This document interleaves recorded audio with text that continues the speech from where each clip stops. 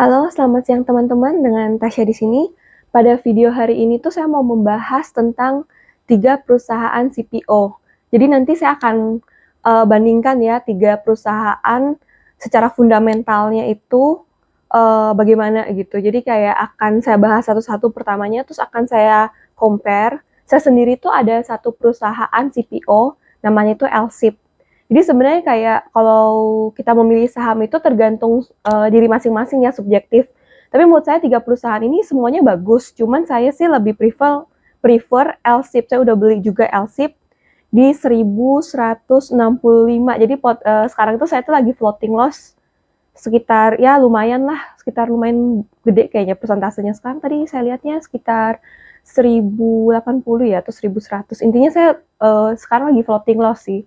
Tapi saya akan tetap keep dulu sampai nantinya akan saya jual satu saat nanti. Tapi yang jelas sekarang saya masih keep perusahaannya gitu.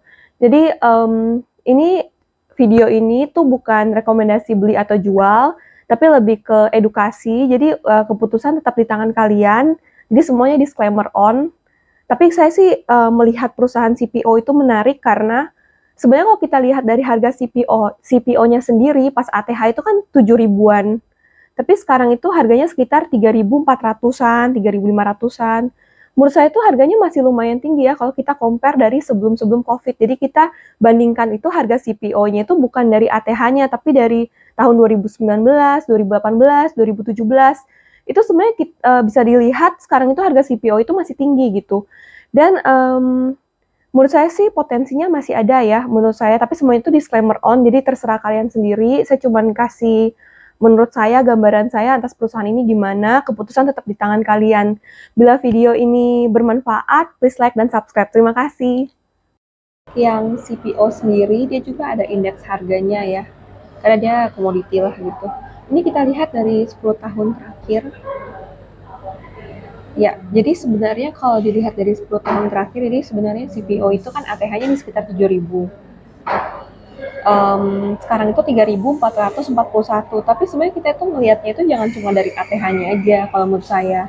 Jadi dari tahun-tahun sebelumnya, misalnya tahun 2018, tahun 2014, pokoknya tahun 2019 pun itu mungkin bisa dilihat, kalau kita lihat ini yang paling tinggi itu 3.000 ya. Jadi menurut saya 3.400 ini termasuk harga, misalnya CPO-nya masih oke lah, masih lumayan tinggi walaupun nggak 7.000 gitu. Untuk perusahaan pertama itu Ali. Dulu itu saya pernah beli di 9.100, 9.200, terus saya jual pas dia BEP. Tapi sebenarnya kalau dari harganya sekarang sih lumayan murah ya, maksudnya 8.250 gitu. Menurut saya sih lumayan menarik. Terus kalau kita lihat dari laporan keuangan sendiri, dibandingkan 2021 dia agak turun sih emang dibandingkan tahun 2021. Tapi kita bisa lihat nih current price to book value-nya 0,76.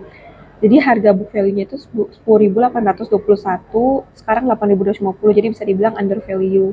Menurut saya itu menarik sih kalau perusahaannya under value, itu bisa dibilang diskonnya sekitar 24% kalau dibandingkan hanya book value ya. Terus kalau earning per share itu yang Rp840, dibandingkan sama harga sekarang itu menyebabkan PE rasionya itu 9,81.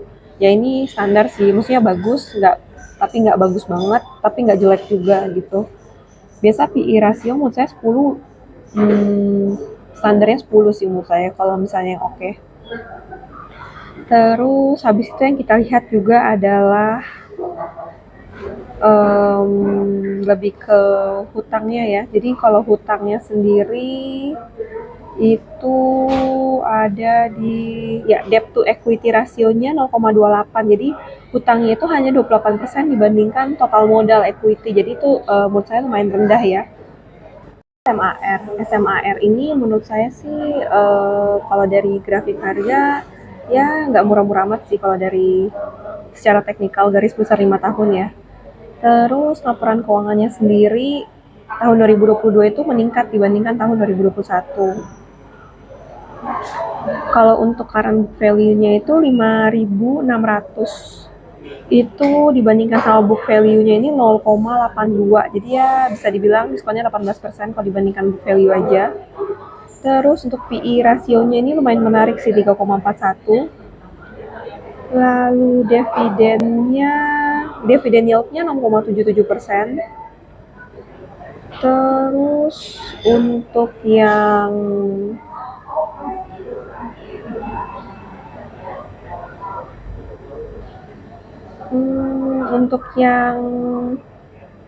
debt to equity rasionya lebih tinggi ya, jadi 1,33. Jadi total utangnya 1,33 lebih 1,33 kali total modalnya.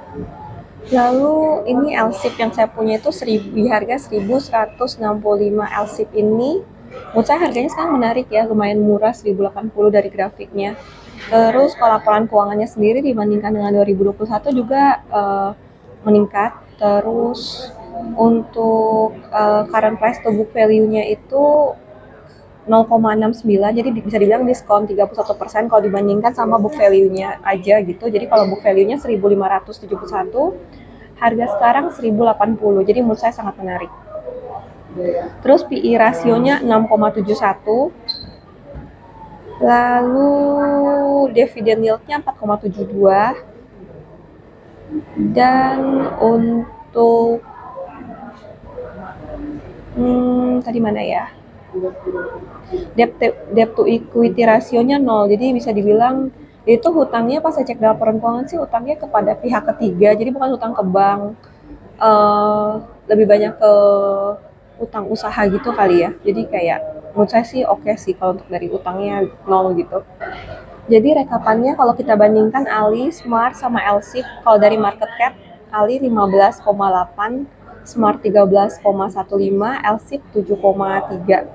Terus untuk PE rasionya Ali 9,81, Smart 3,42, LSIP 6,71.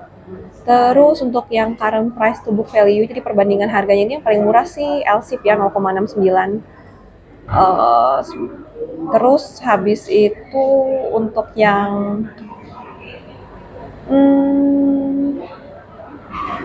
debt to equity, kalau LSIP 0, Ali 0,28, kalau yang Smart tadi 1,33. Saya sih sebenarnya secara keseluruhan lebih prefer LSIP ya. Dividend yield-nya yang paling kecil LSIP sih, tapi tetap menurut saya LSIP menarik gitu. Tapi kalau misalnya kalian berpendapat dan pengen beli yang lain, misalnya beli Ali juga nggak masalah sih. Menurut saya ketiga perusahaan ini lumayan, tapi menurut saya lebih bagus LSIP sih kalau menurut saya gitu. Semoga video ini bermanfaat. Bila bermanfaat, please like dan subscribe. Terima kasih.